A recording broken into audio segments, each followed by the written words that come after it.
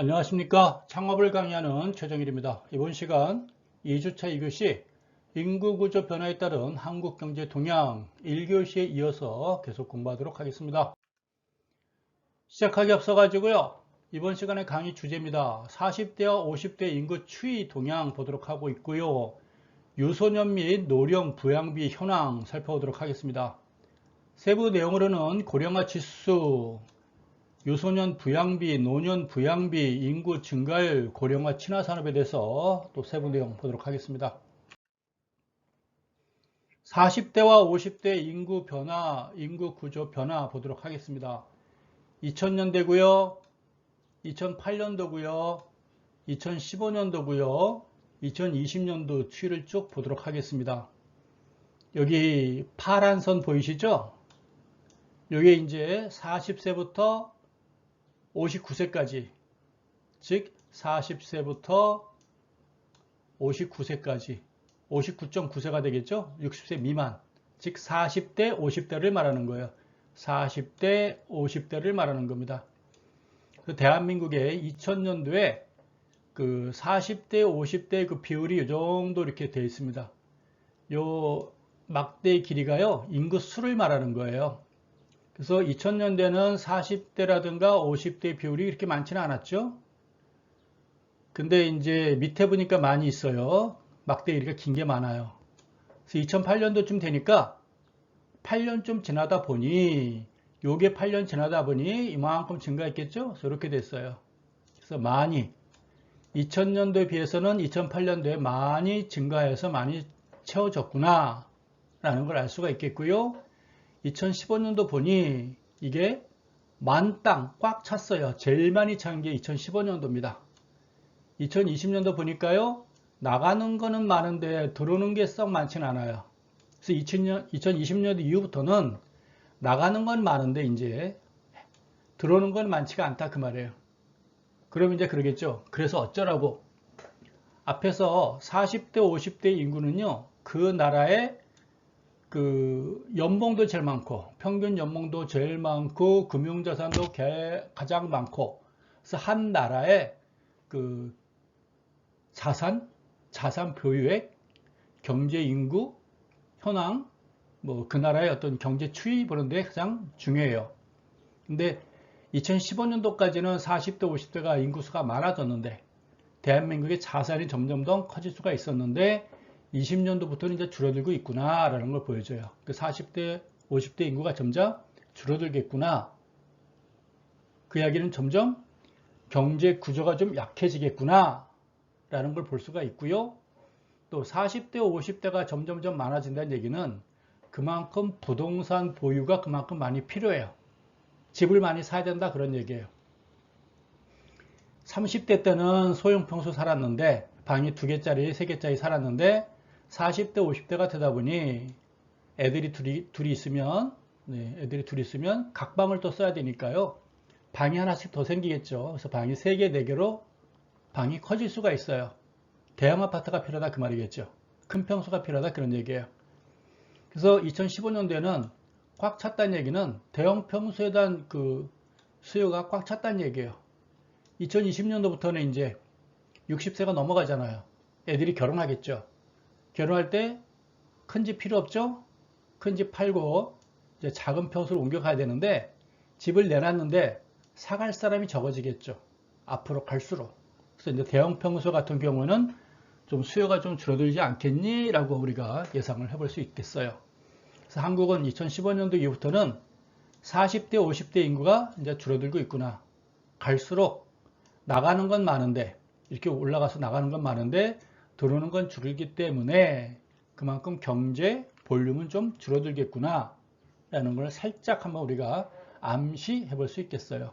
추정이죠. 40대와 50대 인구의 증감 동향인데요. 2015년도하고 2020년도 사이가 어떤 크로스, 데드 크로스. 이때는 40대, 50대 인구가 계속 증가했어요. 여러분이 태어났던 2000년도부터 2015년도까지는 계속 40대, 50대 인구가 증가했는데요. 2015년도 이후부터는 40대, 50대 인구가 이만큼씩 감소하기 시작하는 거예요. 근데 2020년도 이후부터는 많이 증가하죠. 그래서 앞으로는 이제 아마도 아파트 큰 평수 위주로는 수요가 좀 줄어들지 않겠니? 라고 보는 게 맞을 것 같아요. 40대, 50대 인구 추이를 한번 보도록 하겠습니다. 2000년도에 1100만이고요. 2008년도에 1400만, 2015년도에 1633만 제일 많죠? 2020년도 요 사이 1611만 뭐 비슷해요. 2030년도가 되면 1400만으로 대폭 줄죠. 2040년도가 되면 또 1200만으로 대폭 줄어들게 됩니다. 그래서 2030년도쯤 되면 아파트 그동안 큰 평수는 이제는 많이 줄어들어야 되는 거 아닌가 라는 생각이 들어요. 우리나라 40대 50대는 2015년도에 1633만 명을 기록한 이후에 급속히 감소할 것으로 예상하고 있습니다. 40대 50대 감소는 실물자산이나 금융자산의 투자 약화로 이어질 수 있어요. 앞에서 얘기했었죠. 한 나라의 어떤 나라의 40대 50대의 중요성은 실물자산이라든가 금융자산의 투자를 즉 저축을 많이 하고 투자를 많이 하는 세대죠. 여기서 투자란 건 주식 투자도 있고 부동산 투자도 말하는 거예요. 근데 앞으로 40대 50대 인구가 감소한다는 얘기는 그만큼 투자 인구가 줄어들 수 있겠다라고 보면 우리가 추정해 볼 수 있겠습니다.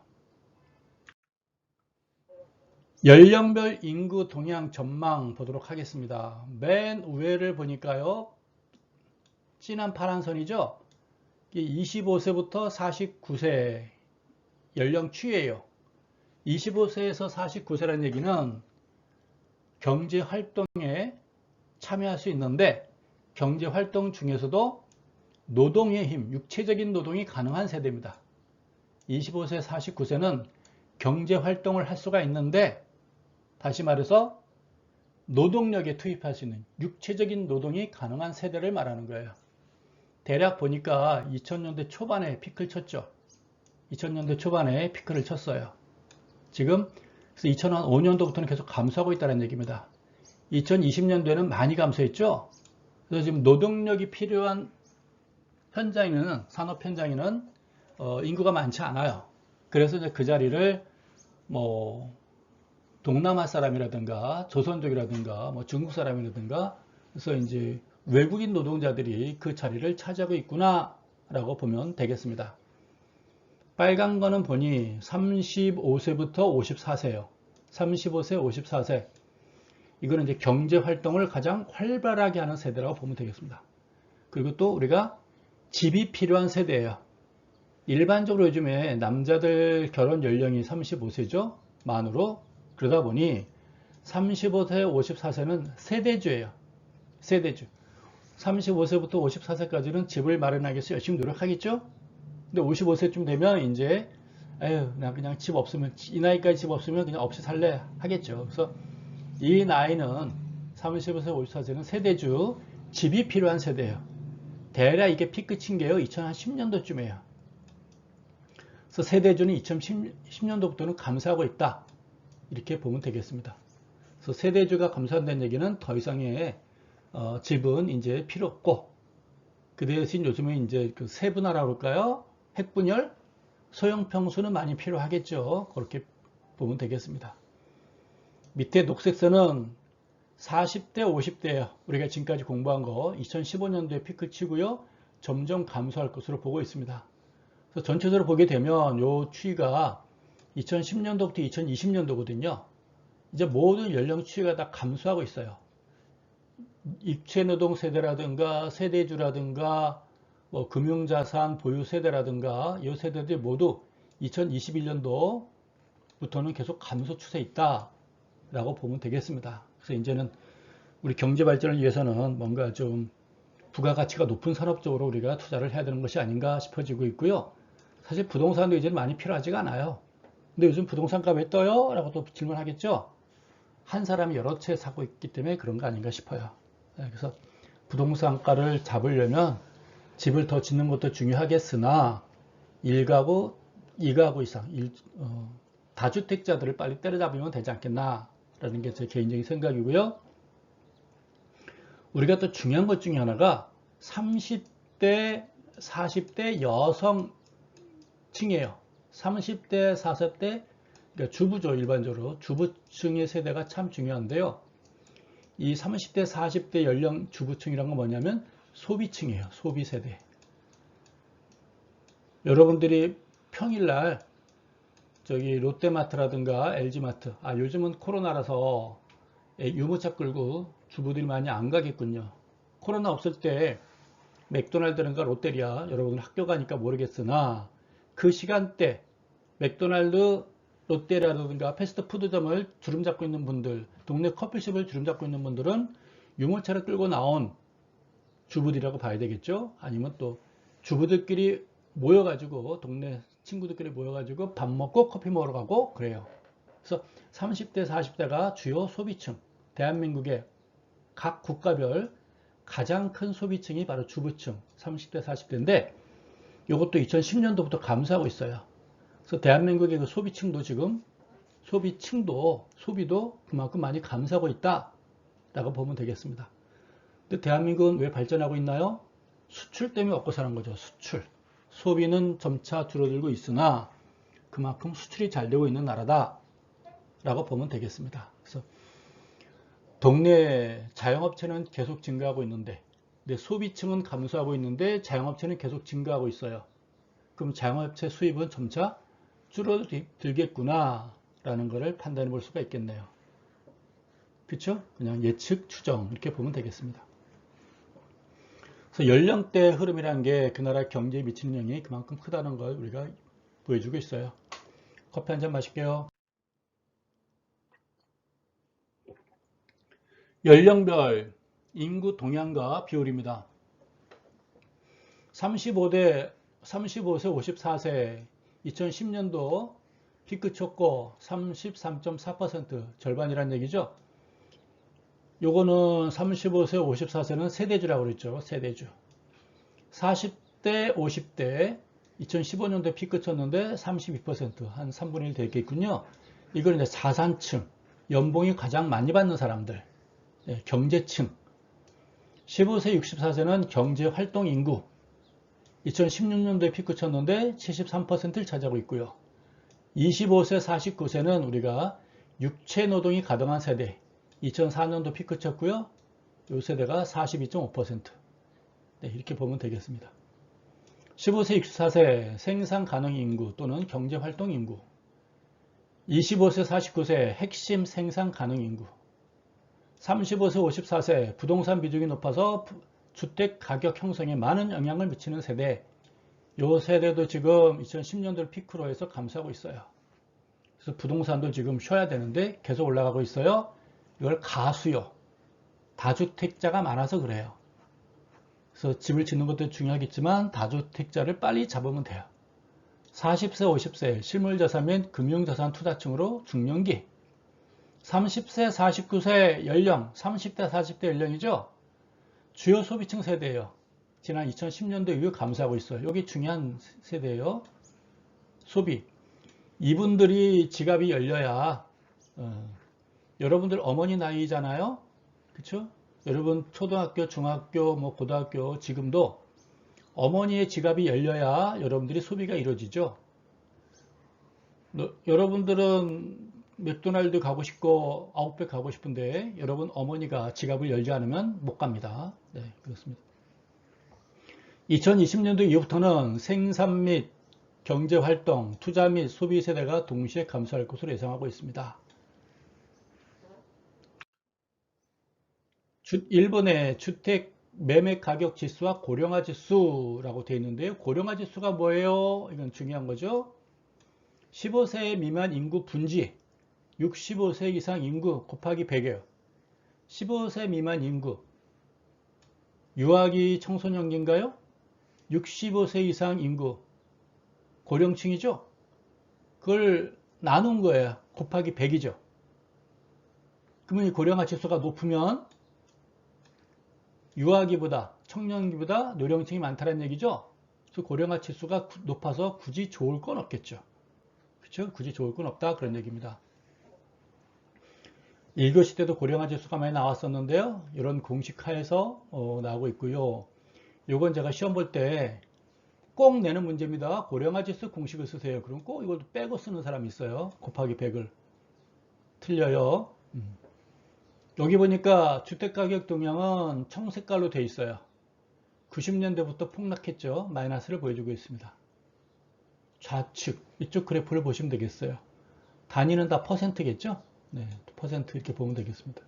그래서 이 파란 선은 왼쪽 좌측 보시고, 고령화 지수 등락률은 오른쪽 우측이니까 오른쪽을 보시면 되겠네요. 그래서 일본의 고령화 지수가 낮아지다가 올라갔다가 낮아졌다가 본격적으로 높아져 가지고 확 올라간 게 80년대 말부터 90년대거든요. 그때부터 부동산이 이제 폭락한 거죠. 고령화 지수가 계속 플러스에 돌고 있다는 얘기야. 계속 증가하고 있다는 얘기겠죠? 주택가격은 계속 하락하고 있어요. 이때 살짝 고령화 지수가 조금 완만해지면서 살짝 플러스 된 적이 있었는데 계속 빠지고 있어요. 이때 살짝 주택가격이 상승한 적이 있었거든요. 2007년도인가 다시 계속 하락하고 있습니다. 그래서 일본의 주택가격은요. 1990년도부터 지금까지 2021년도까지 31년째 계속 하락하고 있어요. 일본의 주택가격은. 가끔 그 TV 보게 되면 일본의 부동산 동향 나와요. 대한민국으로 치면 서울 옆에 신도시들 있죠. 분당, 일산, 뭐 중동, 군포? 군포에 뭐가 있죠? 생각이 또 안 나요. 있다고 쳐요. 갑자기 생각이 안 날 수도 있죠. 네. 그리고 신도시가 있죠. 일본에도 신도시가 한국보다 먼저 있었어요. 동경 땅값이 워낙 비싸고 부동산이 비싸니까 동경을 중심으로 해가지고 신도시를 1990년대 초에 많이 쳤는데요. 인구가 없다 보니까 다 떠나가지고 빈집만 있어요. 주택가격이 80%가 하락해 있어요. 그 당시 1억인데 지금은 2천만 원. 물론 오래됐고요. 사람도 안 살고 있고요. 저도 안 가져가고 그래요. 그만큼 폭락했다라고 보면 되겠습니다. 지금까지 하락하고 있어요. 그래서 일본의 젊은이들은 결혼할 때 집을 안 산다고 그러죠. 남자는 벌어가지고 생활비, 여자는 벌어서 렌트비, 월세. 그 전세는 한국에만 있는 현상이에요. 전 세계 어디 가도 전세는 없습니다. 그냥 매매 아니면 렌트, 월세 두 가지만 있어요. 그래서 주로 매매, 집 안 사고 월세, 렌트비 낸다고 이렇게 이야기를 하네요. 즉 고령화 지수가 높아지게 되면 그만큼 부동산 가격도 하락할 수밖에 없다라는 걸 보여주는 거예요. 우리나라 왜 그래요? 기현상이죠. 주택가격 곧 내려갈 겁니다. 일본의 베이비 부모 세대에 대해서 한번 살펴보도록 할게요. 왜 일본 이야기를 하세요? 그러면 일본이 우리보다 조금 모든 게 그 경제적인 현황이 좀 앞서간 게 몇 가지가 있어서 그래요. 그래서 배울 건 배워야 되겠죠? 1차 베이비 부모 세대가 1929년도부터 1938년도예요. 1930년대 일본의 이제 전국주의가, 군국주의가 가장 꽃을 피우던 시절이죠. 전쟁 호황과 군국주의 정권의 출산 장려책으로 2100만여 명이 출생했었습니다. 즉 1930년대니까 10여 년 동안 2100만이니까 한 해에 200만 명이 태어난 거죠. 한 해에. 10년간 2100만 명이 태어났다는 얘기예요. 1930년대. 많은 건가요? 물어보겠죠? 우리 1교시 때 베이비 부모 세대를 1년에 80만 명 태어난 걸 우리가 베이비 부모 세대라고 이야기해요. 2020년대에는 40만 명 태어났다고 그랬잖아요. 근데 일본은 1930년대 한 해에 1년에 200만 명 이상이 태어났다는 얘기예요. 10년간에 2100만 명이니까 어마어마하게 태어난 거죠. 중장년층의 접어드는 1970년도, 80년대 일본 집값 폭등의 주역들이에요. 1930년대 많이 태어났잖아요. 2100만 명. 이 사람들이 이제 중년층, 1970년도, 80년도, 즉 40대, 50대에 접어들자 일본 집값 폭등의 주역. 이 사람들이 너도 나도 집을 사다 보니까 집값이 폭등했다라고 보는 것이죠. 1990년 60대 이후에 이르게 되자 은퇴를 하게 되겠죠.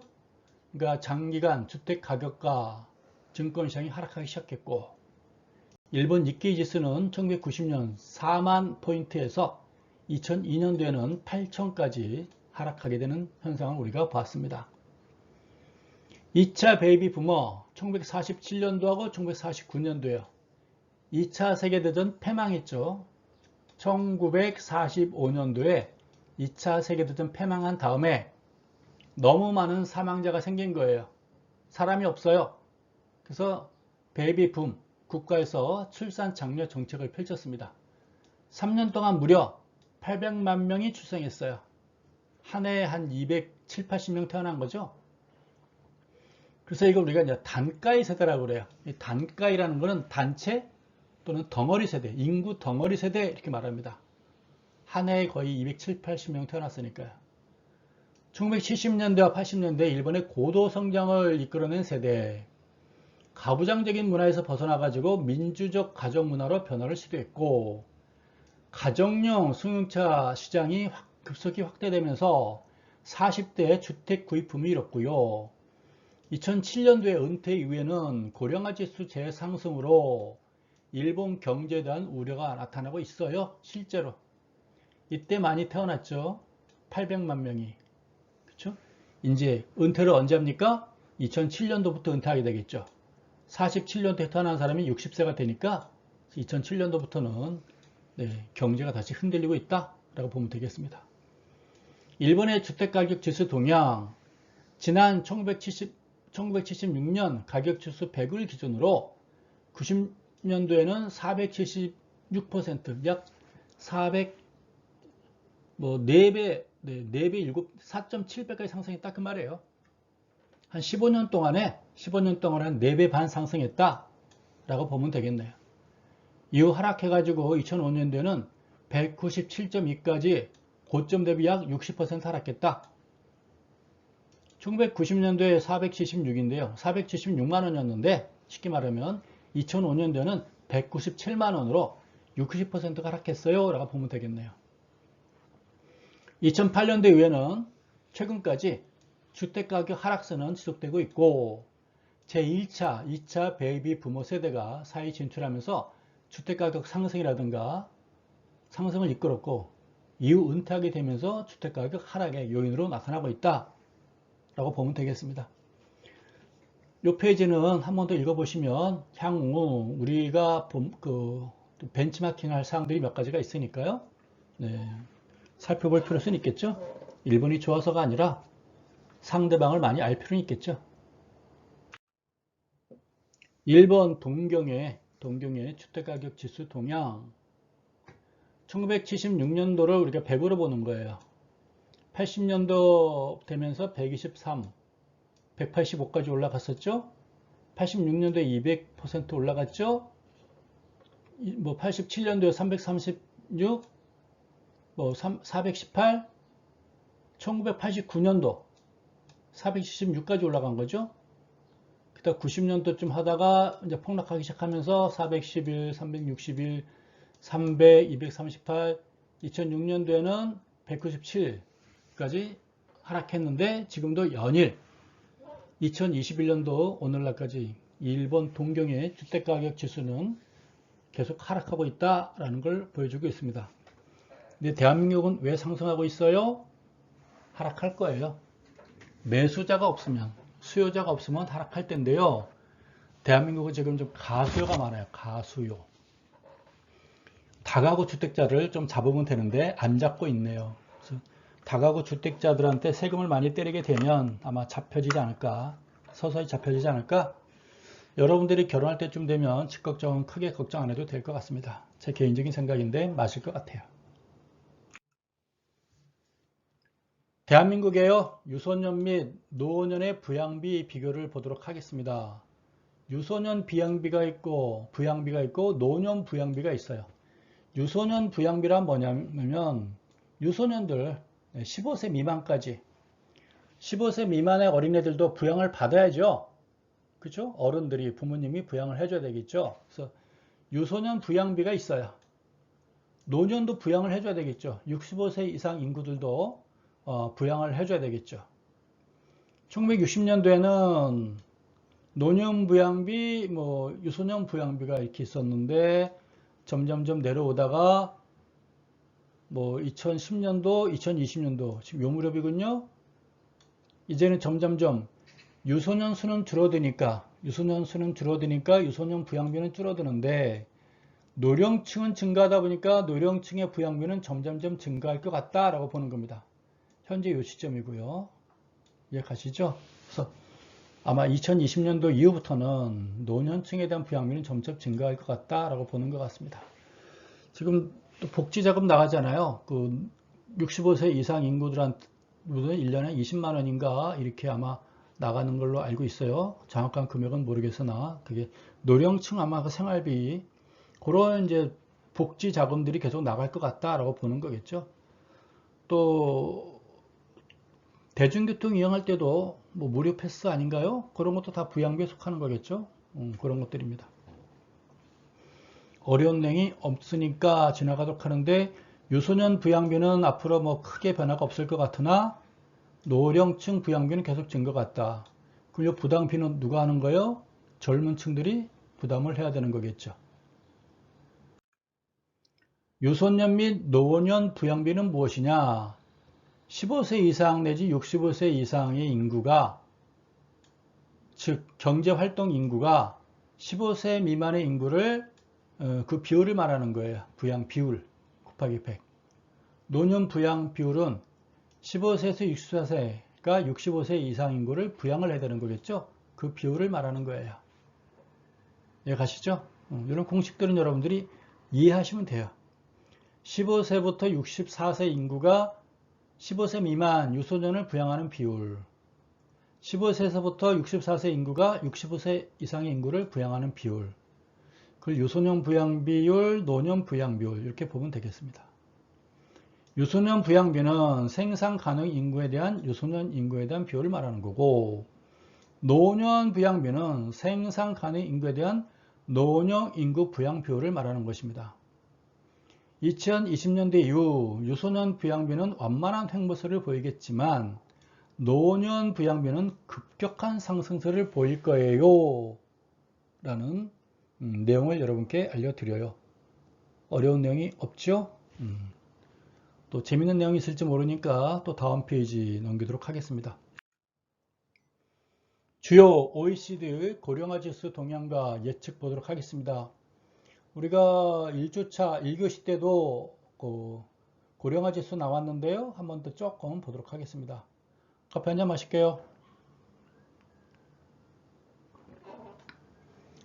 2000년도 전 세계 고령화 지수는 23, 25년도 42, 2050년도 가도 전 세계는 74%로 아주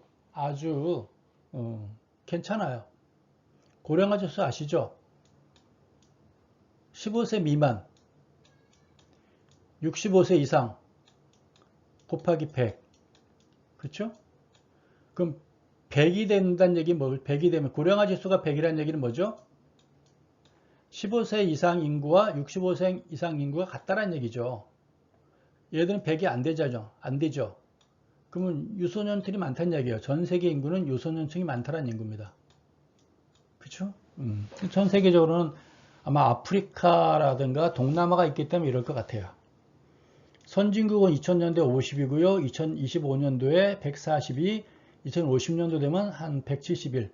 괜찮아요. 일본은 2000년대 117이죠. 2025년도에 238이죠. 2050년 되면 291이에요. 뭐 미국, 영국, 독일 보면 뭐 비슷비슷 이렇게 나가죠. 비슷비슷 큰 차이가 없어요. 완만하게 상승해요. 완만하게 상승해요. 완만하게 상승해요. 일본에 이어 뭐 독일과 영국이 상대적으로 높은 고령화 지수 동향을 보이고 있습니다. 라고 말은 하지만 일본이고 뭐 영국과 독일이죠. 근데 제일 심각한 건 한국이에요.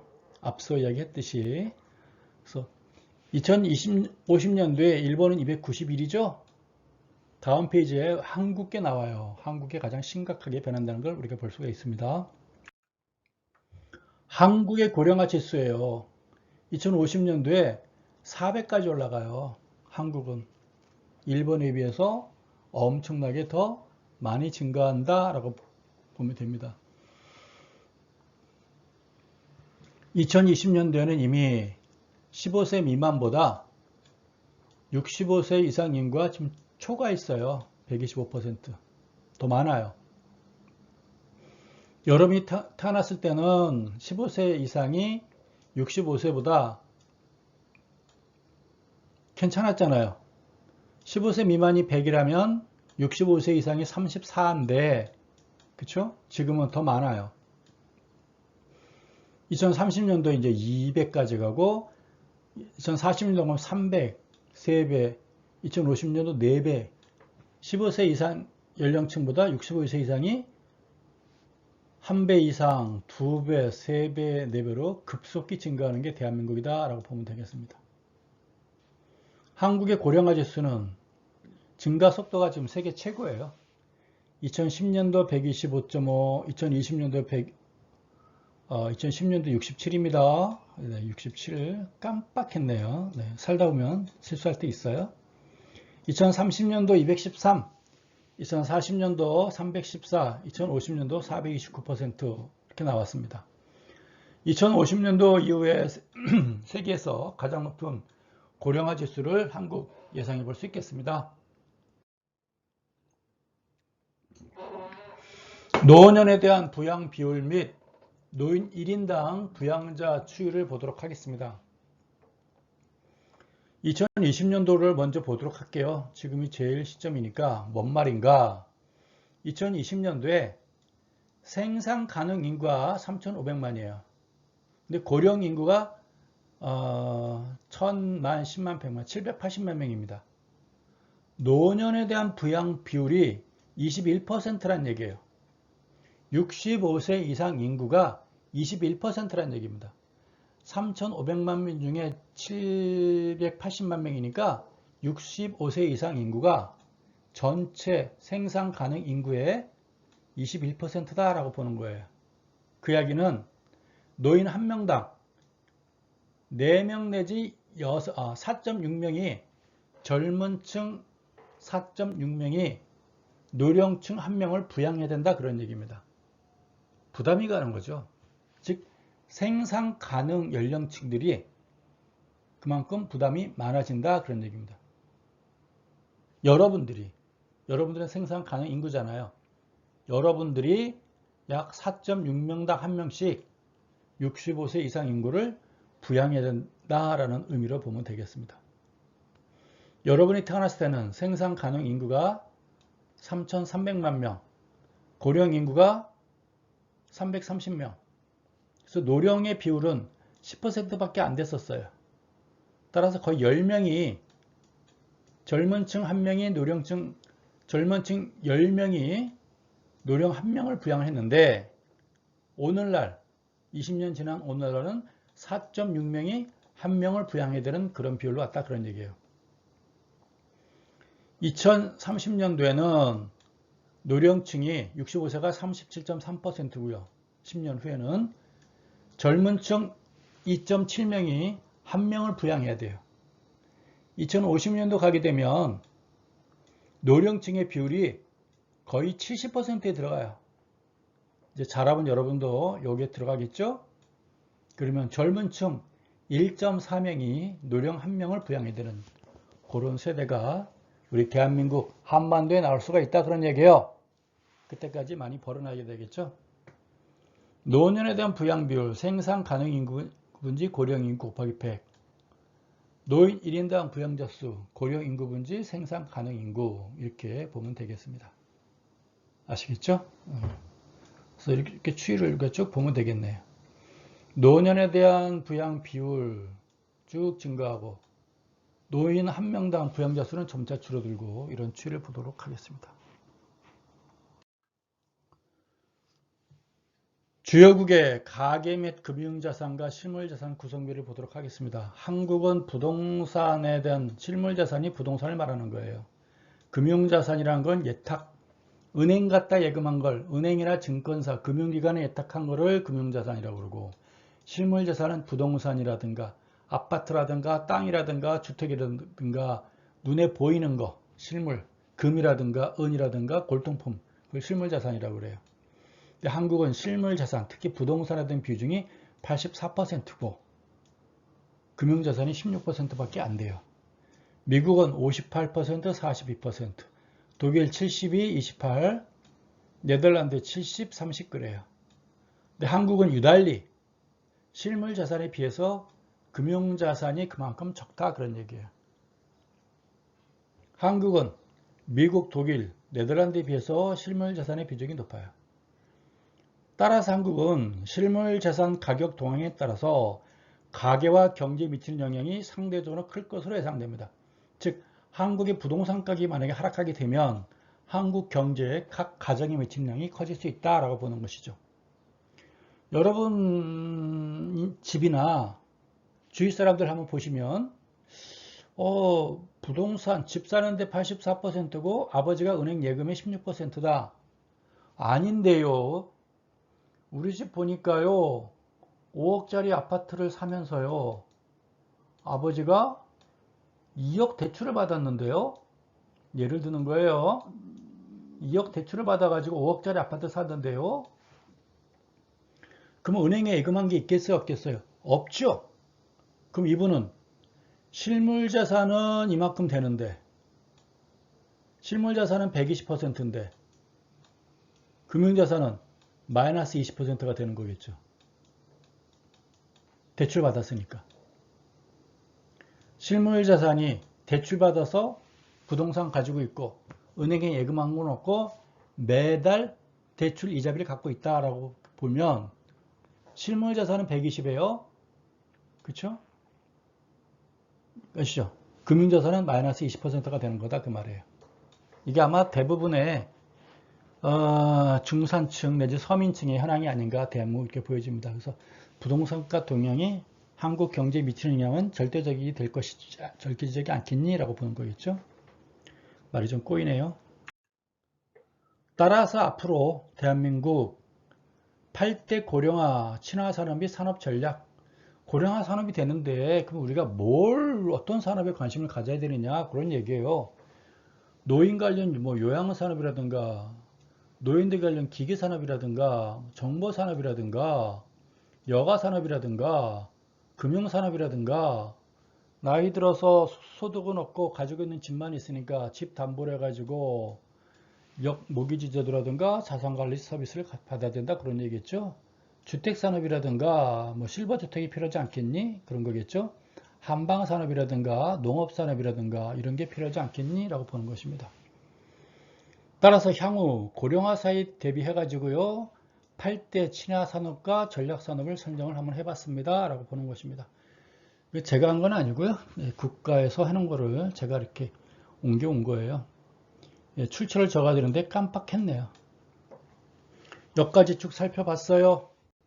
이제 따라서 현금 비중 과다, 뭐 노후자금 부족, 부동산 가격 하락에 대비해 가지고 뭐 체계적인 자산 관리 필요성도 있고 따라서 어떤 금융 주식에 대한 금융 자산에 대한 어떤 그 관심 뭐 부동산 쪽 투자도 괜찮겠지만 어떤 그 금융 자산에 대한 투자 뭐 펀드에 대한 지식이라든가 이런 것도 필요하지 않겠니라고 보는 겁니다. 주식 및 위험 자산에 대한 체계적인 관리도 필요하겠다라고 보는 것입니다. 한국 사회는 현금 비중 과다, 노후 자금 부족, 부동산 가격 하락에 정면에 직면하지 않겠니? 라고 보는 것이고요. 향후 체계적인 자산관리의 필요성이 요구되고 있습니다. 라고 보는 것입니다. 이상으로 오늘 배운 거 한번 정리해 보도록 하겠습니다. 뭘 배웠나요? 고령화 지수 공부했고요. 뭐 유소년 비율, 뭐 노령층 비율 살펴봤고 우리나라 일본의 뭐 베이비 부모 세대, 일본의 부동산가 동향, 왜 일본의 부동산이 하락하기 시작했는지, 고령화 지수가 커지면서 공급은 그대로 있는데 수요가 줄어들면서 하락했다라는 거 봤고, 우리나라 대한민국의 고령화 지수 동향도 한번 쭉 살펴봤습니다. 이상으로 정리하기 마치고요. 여러분 수업 듣느라 고생하셨습니다. 감사합니다.